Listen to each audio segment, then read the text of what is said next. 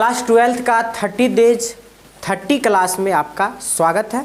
आज हमारा क्लास 5 है और आज क्लास 12th के सॉन्ग ऑफ माई सेल्फ का समरी देखेंगे और समरी के बाद जस्ट इसका ऑब्जेक्टिव देखेंगे और समरी देखने से आपका पूरा पोएम भी क्लियर होगा और साथ ही साथ एक्सप्लेनेशन कैसे बनाना है वो भी बना पाएंगे।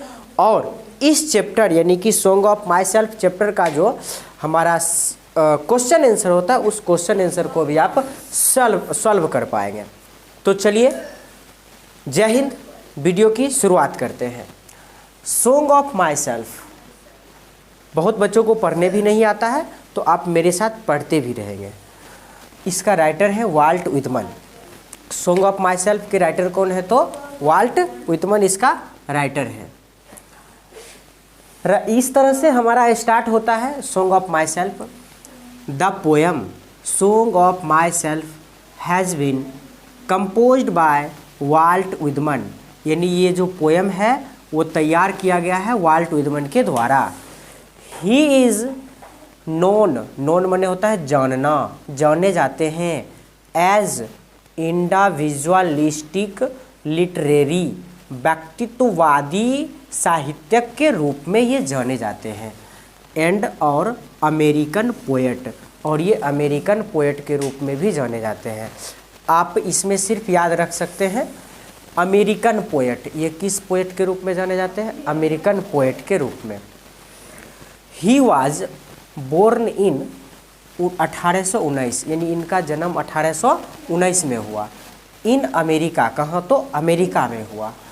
ही वर्कड माने काम करना, इन्होंने काम किया। एज अ कारपेंटर, बढ़ई के रूप में इन्होंने काम किया।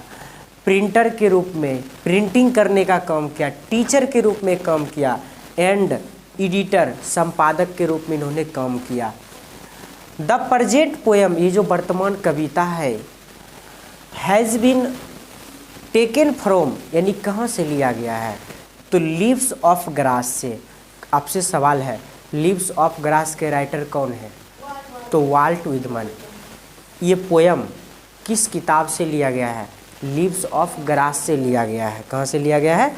लीव्स ऑफ ग्रास से लिया गया है। आगे कहता है इन दिस पोएम, इस कविता में द पोएट, कवि, डिस्क्राइब्स, विश्लेषित करते हैं about the American people, American people के बारे में, अमेरिका के लोगों के बारे में वर्णन करने का काम करते हैं इस चैप्टर में। यहाँ पे जो कह रहा है इन दिस पोएम, इस कविता में द पोएट, कवि, सेलिब्रेट माने होता है जश्न मनाना। सेलिब्रेट्स हिमसेल्फ, अपने आप में जश्न मनाते हैं।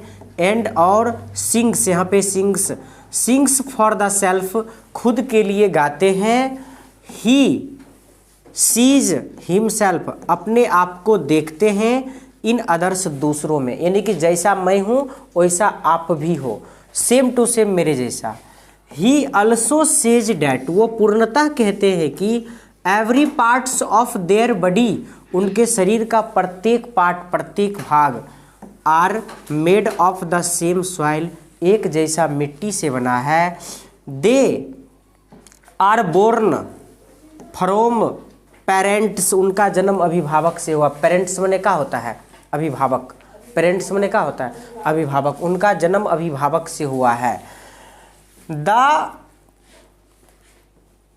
और कहता है कि एंड और देयर ब्लड माने खून, उनका ब्लड जो है इज सेम, एक जैसा है, सेम है। द नेक्स्ट, आगे द पोएट सेज डैट, कवि कहते हैं कि ही इज 37 ईयर्स ओल्ड, वो अभी कितने साल के हैं? 37 साल के हैं। 37 ईयर्स ओल्ड है, 37 साल के हैं। एंड और ही इज हेल्दी माने क्या होता है? स्वस्थ, वो स्वस्थ हैं।